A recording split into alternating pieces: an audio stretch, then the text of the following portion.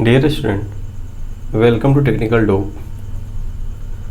हम लोग power grid corporation of India का पेपर का डिस्कशन कर रहे हैं, इलेक्ट्रिकल डिपार्टमेंट का, जो कि ये पेपर जो है 14/11/2018 को पूछा हुआ पेपर है। इसके पहले एक वीडियो अपलोड हो चुका है जिसमें हम लोग जो है बेसिक इलेक्ट्रिकल का अपलोड करे थे।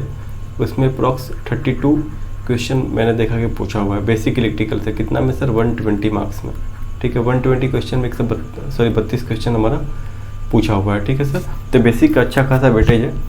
और अभी हम लोग जो है ना पावर सिस्टम टॉपिक का कवर कर रहे हैं। क्लियर है? तो आप लोग वीडियो को अंत तक जरूर देखिएगा और वीडियो कैसा लगा ये भी बताइएगा, और नेक्स्ट कौन से टॉपिक पे वीडियो आप लोग को सही चाहिए ये भी बताइएगा। अभी फिलहाल जो है मैं 2018 का 2 पेपर, 2020 का 1 पेपर, ये 3 पेपर का मैं सोल्यूशन करने वाला हूँ। ठीक है, पार्ट वाइज, यानी कि टॉपिक वाइज करने से क्या फ़ायदा है कि इंपॉर्टेंट जो कॉन्सेप्ट है वो भी हमारा कवर होते जा रहा है। ठीक है सर। और दूसरी चीज़ कि इसमें ज़्यादा कुछ इधर उधर भागने की जरूरत नहीं है। एक टॉपिक जो बेसिक आइडिया है जो कि मैं अपने वीडियो लेक्चर में दिया हूँ वो बस देखते चलो, आपका काम हो जाएगा। मैंने एक और चीज़ नोटिस करा है कि पावर ग्रिड में बेसिक इलेक्ट्रॉनिक्स के ऊपर अच्छा खासा क्वेश्चन है, और वे सारे क्वेश्चन जो है मेरे 2 वीडियो देख लेने के बाद से आप कवर कर लोगे। 2 वीडियो जो बेसिक का मेरे यूट्यूब चैनल में अपलोडेड है उसको आप बस देख लो, उतना काफ़ी है। बाकी मैं अगला इसके वीडियो जो है वो इलेक्ट्रॉनिक्स के ऊपर ही लेकर के आ रहा हूँ। आप लोग देखोगे कि वो 2 वीडियो आप लोग के लिए इनफ है, उससे ज़्यादा आप लोगों को कुछ पढ़ने का ज़रूरत नहीं है, क्योंकि इसमें बहुत डीप में नहीं जाएगा, बेसिक सवाल पूछे जा रहे हैं। तो चलिए हम लोग शुरू करते हैं। सर पहला क्वेश्चन क्या दिया हुआ है कि हमारा कंडक्टर के ऊपर कंडक्टर में हमारा मोर करंट सरफेस के ऊपर है as compare to the core. इस इफेक्ट को क्या बोलते हैं? सिंपली सर, अगर हमारा करंट का डिस्ट्रीब्यूशन जो है सरफेस ऑफ कंडक्टर के ऊपर ज़्यादा हो जाएगा as compare to core of conductor, तो हम लोग क्या बोलते हैं कि सर हमारा स्किन इफेक्ट है। कहीं कहीं पे यहाँ पे लिखा रहता है कि सर हमारा non uniform distribution of current होता है यहाँ पर। ठीक है sir, non uniform distribution of current को हम लोग क्या बोलते हैं सर? स्किन इफेक्ट बोलते हैं। यानी कि हम लोग ये बोलते हैं कि एंटायर करंट हमारा जो है ना, मैक्सिमम करंट कहाँ पे कंसंट्रेटेड होता है सर? हमारा सरफेस ऑफ कंडक्टर के ऊपर। क्लियर है? यहाँ पे कोर के ऊपर हमारा करंट जो है ना नहीं कंसंट्रेटेड होता है। क्लियर है यहाँ पे? चलो सर, अब स्किन इफेक्ट होता है क्या उसको हम लोग देख लेते हैं। सर स्किन इफेक्ट होता है कि क्या है और इसको कैसे कम किया जाता है और इसका इफेक्ट क्या है, ये सब चीज़ बेसिक चीज़ें हम लोग जो है ना 2-3 पॉइंट्स हैं, इसको हम लोग देख लेते हैं। सबसे पहले स्किन इफेक्ट क्या होता है सर? तो हम लोग बोलते हैं कि व्हेन करंट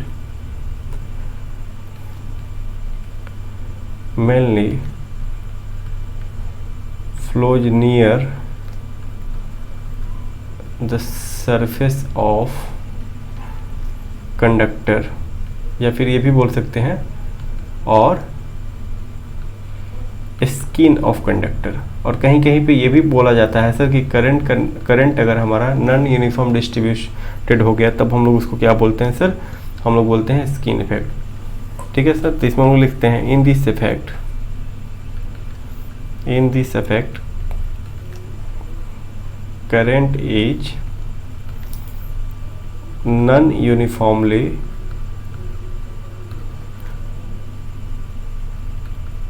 डिस्ट्रीब्यूटेड। ठीक है सर, यहाँ तक हमारा हो गया स्किन इफेक्ट के बारे में।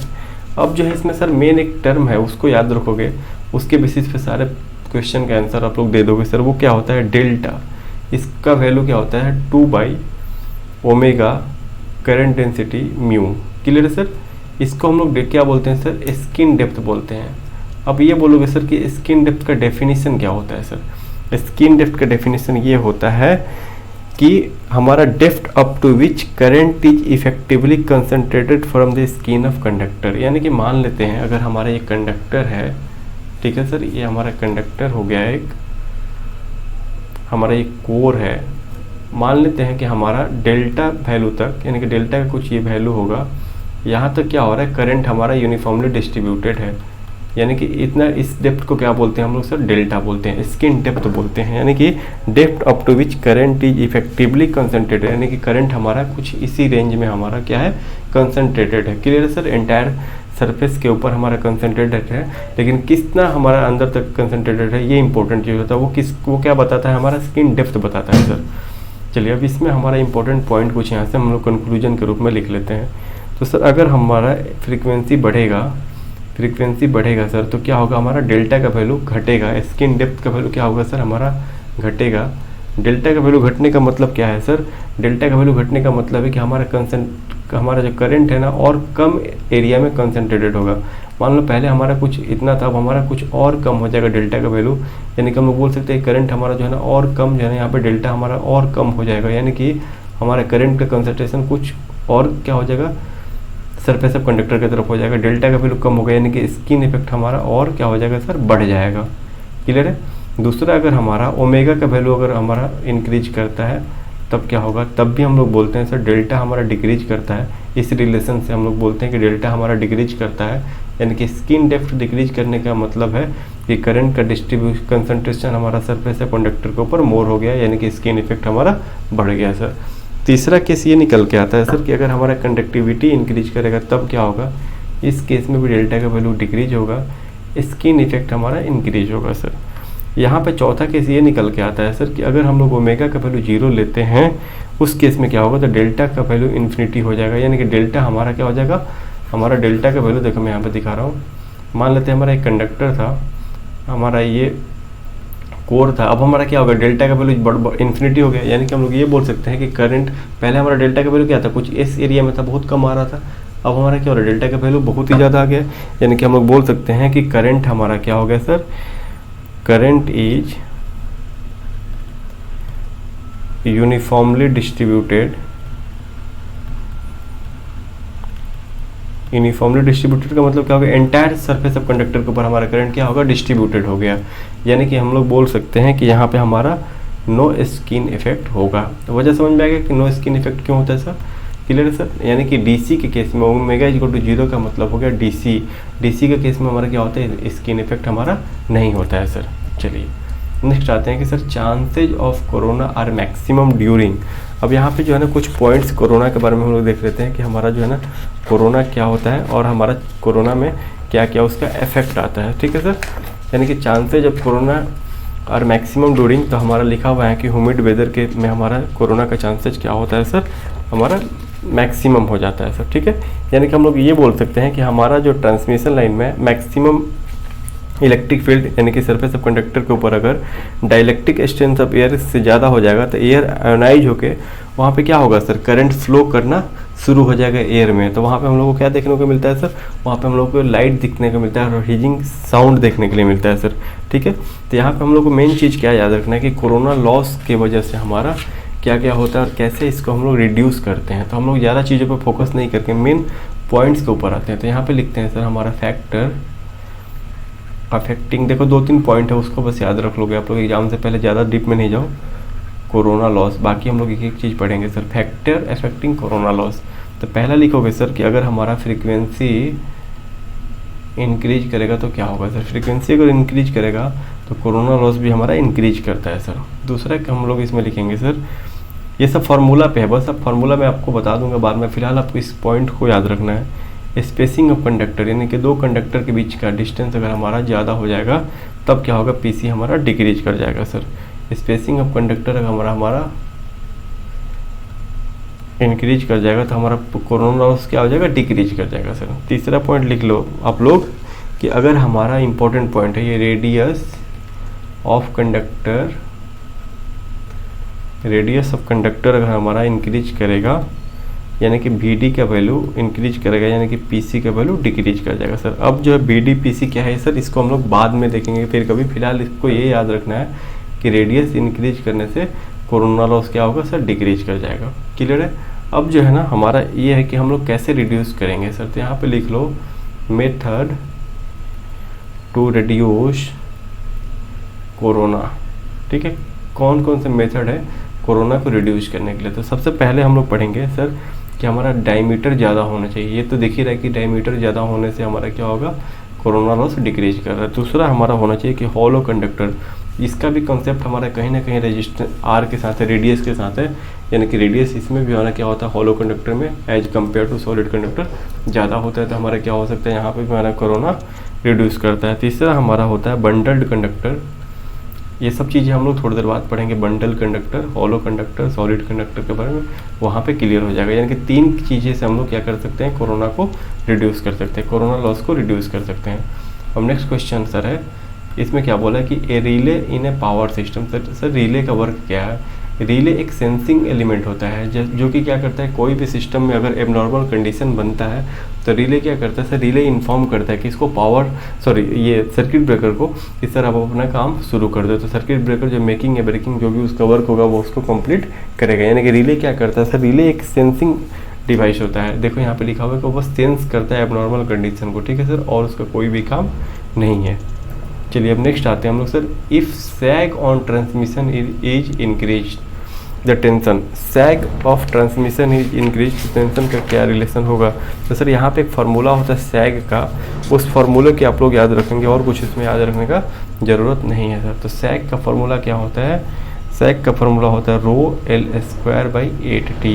तो देखो यहाँ पे सर, अगर सैग इंक्रीज करेगा तो टेंशन हमारा डिक्रीज करना चाहिए।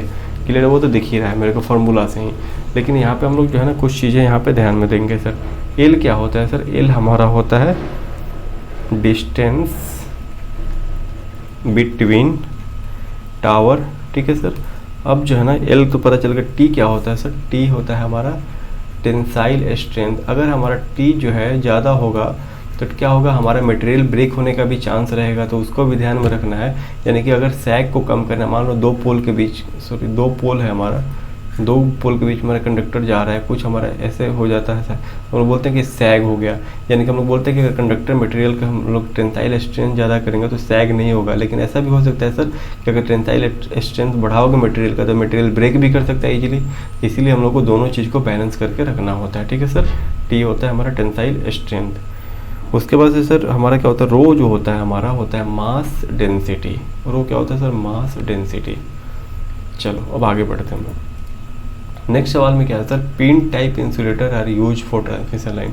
तो पिन टाइप इंसुलेटर हमारा होता है अप टू 33 kV तक हमारा क्या होता है use sir, pin type insulator हमारा यूज होता है। अब इसमें हम लोग जो है ना कुछ इसका टाइप पढ़ लेते हैं। टाइप ऑफ इंसुलेटर, कौन सा मटेरियल यूज होगा, जो बेसिक एकदम बेसिक से ज़्यादा कुछ भी नहीं हम लोग पढ़ेंगे इसमें, तो हम लोग एक बार उसको देख लेते हैं सर। तो ओवरहेड इंसुलेटर में हम लोग जो है ना क्या पढ़ते हैं सर कि हमारा इंसुलेटर मटेरियल कौन कौन सा यूज होगा। तो सबसे पहले हम लोग मटेरियल के बारे में देखते हैं। तो जो इंपॉर्टेंट है उसको ही हम लोग देखेंगे, जो एग्जाम में पूछा हुआ भी है, सेम ईयर में पूछा हुआ है कि मटेरियल कौन सा यूज होगा। तो आप जो है ना मटेरियल में इसमें याद रखोगे कि सर हमारा पोर्सेलिन हमारा मटेरियल यूज होगा। चलिए यहाँ तक तो सही है सर। अब हम लोग कुछ टाइप ऑफ इंसुलेटर के बारे में पढ़ लेते हैं सर। सबसे पहले पढ़ लेते हैं हम लोग पिन टाइप के बारे में। हम लोग पिन टाइप इंसुलेटर के बारे में पढ़ते हैं सर। तो इसमें आपको मेन चीज़ क्या ध्यान देना है, मेन चीज़ ये ध्यान देना है कि हमारा ये कहाँ तक यूज होगा। तो सर पिन टाइप इंसुलेटर में देखोगे कि पिन टाइप इंसुलेटर जो है ये हमारा अप टू 33 kV तक यूज होता है, ठीक है। उसके बाद से यहाँ पे लिखोगे कि transmission line pass through groove, ठीक है सर। यहाँ तक हमारा हो गया पिन टाइप के बारे में। अब जो है ना सर इसी को रिप्लेस करता है सस्पेंशन टाइप हमारा, यानी कि इसी को रिप्लेस करता है कौन सा सर, हमारा सस्पेंशन टाइप, ठीक है सर। पिन टाइप को ही रिप्लेस करता है क्या सर, सस्पेंशन टाइप। अब सर इसका ज़रूरत क्यों पड़ा उसको हम लोग देख लेते हैं सर। इसमें क्या देखते हैं कि at high voltage pin type replaced by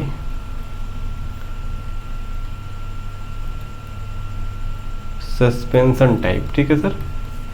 उसके बाद से हम लोग इसमें इंपॉर्टेंट क्या है सर, हमारा इसमें क्या होगा sir, contain a number of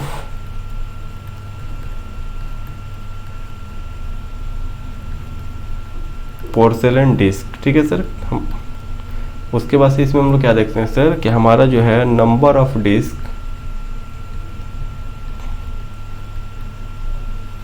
depends on voltage. यहाँ तक सही है सर। अब हम लोग क्या देखेंगे इसमें कि ईच यूनिट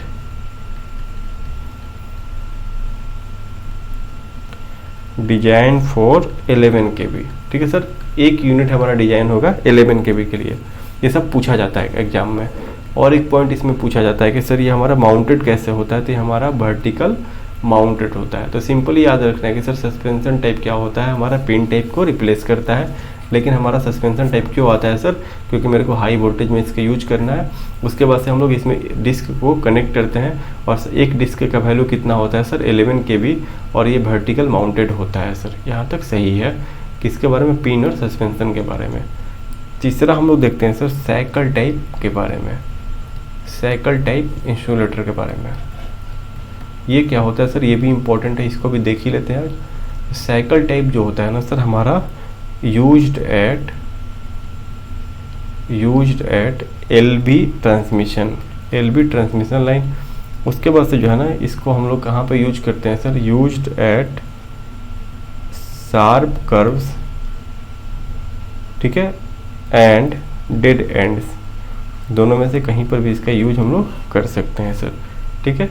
चौथा बात है हमारा स्ट्रेन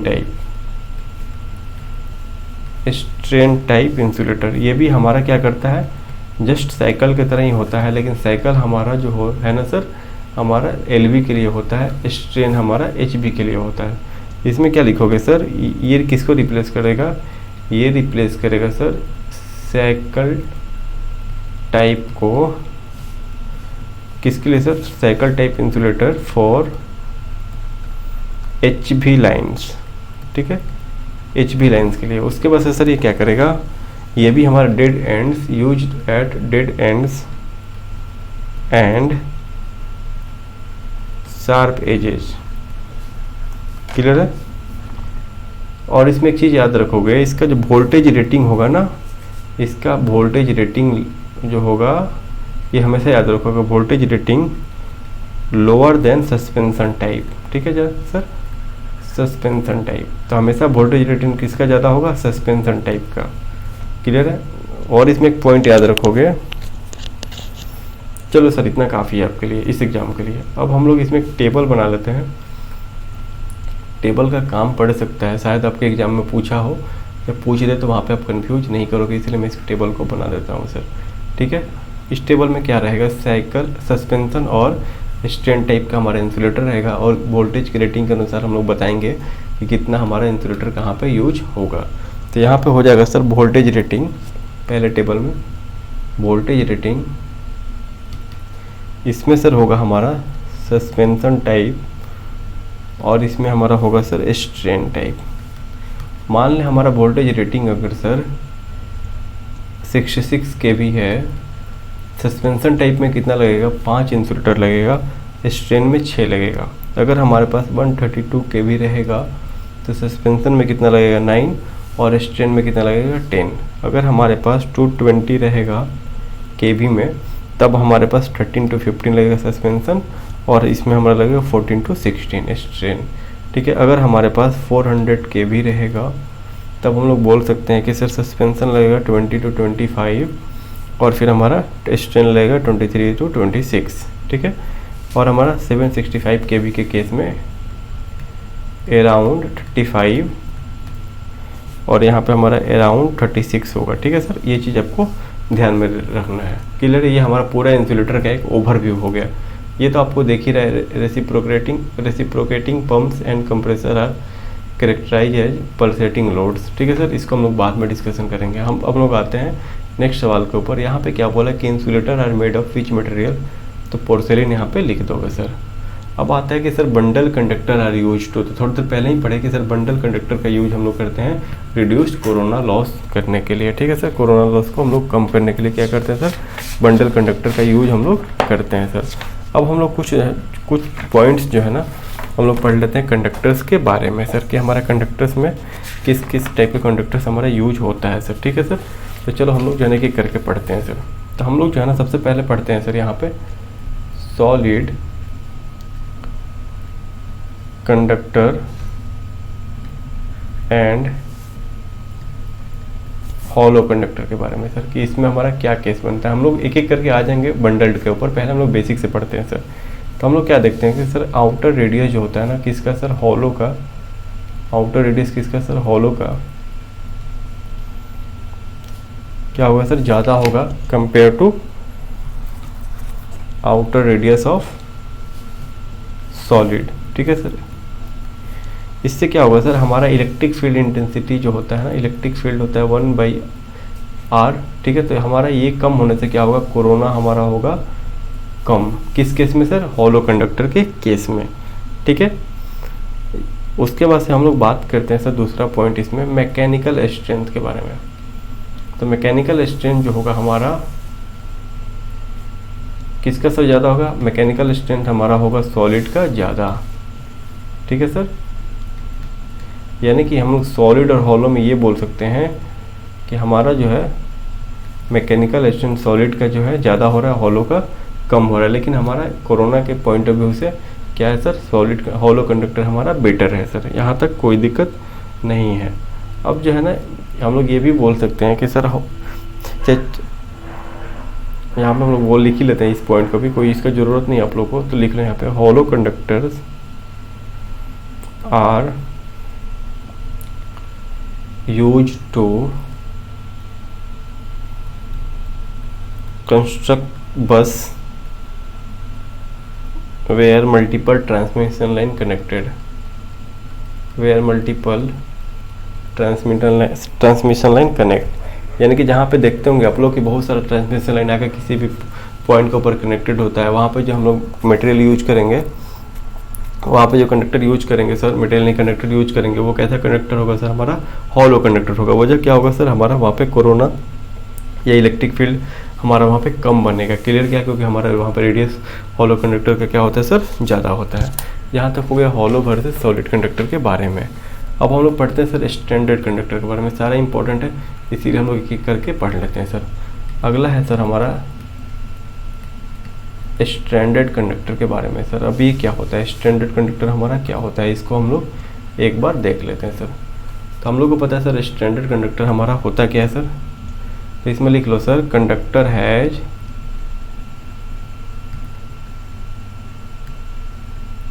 मल्टीपल स्ट्रैंड। जैसे हमारा कोई कॉइल हो गया ना, उसके अंदर बहुत सारा पतला पतला तार होता है, मल्टीपल स्ट्रैंड, वही हमारा हो गया स्टैंडर्ड कंडक्टर, ठीक है।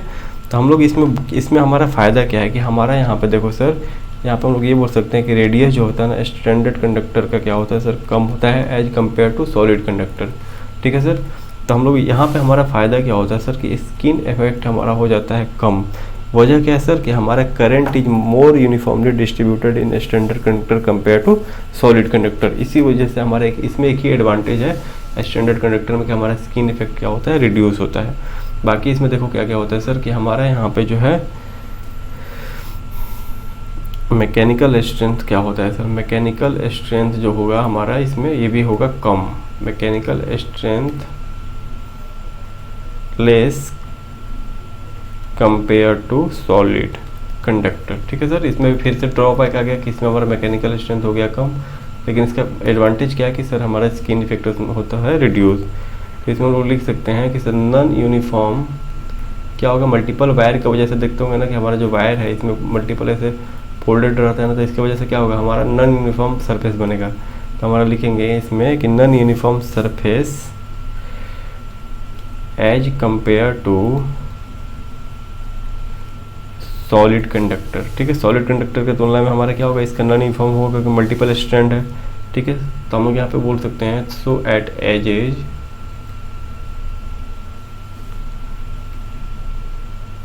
कोरोना लॉस इंक्रीजेज, ठीक है सर। यहाँ पे हमारा 2-3 पॉइंट हो गया स्टैंडर्ड कंडक्टर के बारे में। अब यहीं से हमारा निकल के आता है एक और कंडक्टर सर, जिसको क्या बोला जाता है, इसको बोला जाता है कंपोजिट स्टैंडर्ड कंडक्टर। अब ये क्या करेगा सर, हमारा स्टैंडर्ड कंडक्टर का जो ड्रॉबैक है उसको ख़त्म करने का कोशिश करेगा सर। कंपोजिट स्टैंडर्ड कंडक्टर में हमारा क्या होगा उसको हम लोग देखते हैं सर। इसमें हम लोग क्या देखते हैं कि सर हमारा स्टैंडर्ड कंडक्टर में क्या हो रहा था, टेंसाइल स्ट्रेंथ ज़्यादा हो रहा था, जिसकी वजह से सैग हमारा टेंसाइल स्ट्रेंथ ज़्यादा लो था, जिसकी वजह से हमारा सैग क्या हो रहा था सर, ज़्यादा हो रहा था। क्लियर है, वो मेरे को दिखाता। तो हम लोग क्या करते हैं सर, हमारा स्टैंडर्ड कंडक्टर में क्या था, हमारा जो है स्टैंडर्ड कंडक्टर में क्या आया था सर, देखो इसको हम लोग थोड़ा सा अच्छे से देख लेते हैं, इंपॉर्टेंट टॉपिक है। तो इसमें हमारा आया था कि लो टेंसाइल स्ट्रेंथ, अगर टेंसाइल स्ट्रेंथ कम होगा तो हम लोग क्या बोल सकते हैं सर कि सैग जो होगा हाई होगा, हाई सैग, ठीक है सर। अब हम लोग क्या करते हैं सर, इसमें हम लोग इसमें करते हैं वी रिप्लेस हम लोग क्या करते हैं, टेंसाइल स्ट्रेंथ बनाने के लिए we replace aluminium strand in AAC by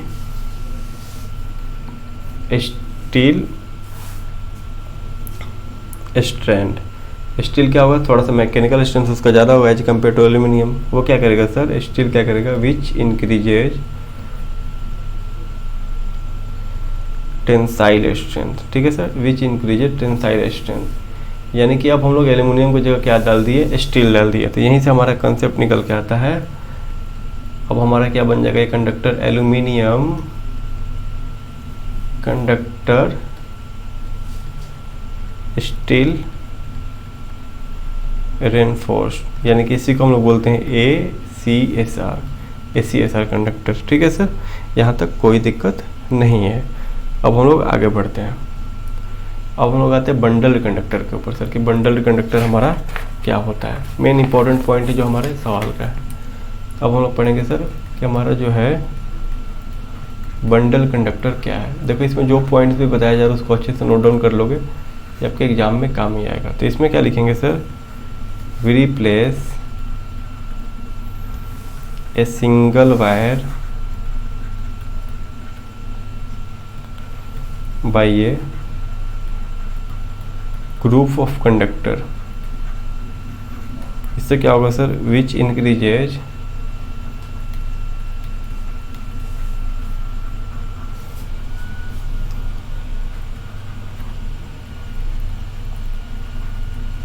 the effective radius of conductor. Effective radius increase करने से क्या होगा सर, हमारा कोरोना लॉस क्या होगा, रिड्यूस कर जाएगा, एंड हेंस रिड्यूस कोरोना। अब जो है ना सर हमारा एडवांटेज क्या है इसका, वो हम लोग एक बार थोड़ा सा पॉइंट करके लिख लेते हैं। तो पहला एडवांटेज ये है कि सर हमारा ई घटेगा तो कोरोना लॉस क्या होगा सर, हमारा डिक्रीज करेगा। चलो सर पहला तो दिख गया। दूसरा सर क्या होगा, हमारा एल डिक्रीज करने से वोल्टेज ड्रॉप भी क्या होगा, डिक्रीज करेगा। अब सर क्या बोल सकते हैं हम लोग तीसरा पॉइंट में, एल डिक्रीज करने से इंडक्टिव रिएक्टेंस का वैल्यू भी क्या होगा सर, कम होगा, जिसकी वजह से पी मैक्स इंक्रीज करता है। पी मैक्स का फॉर्मूला क्या होता है, VS/BR/X।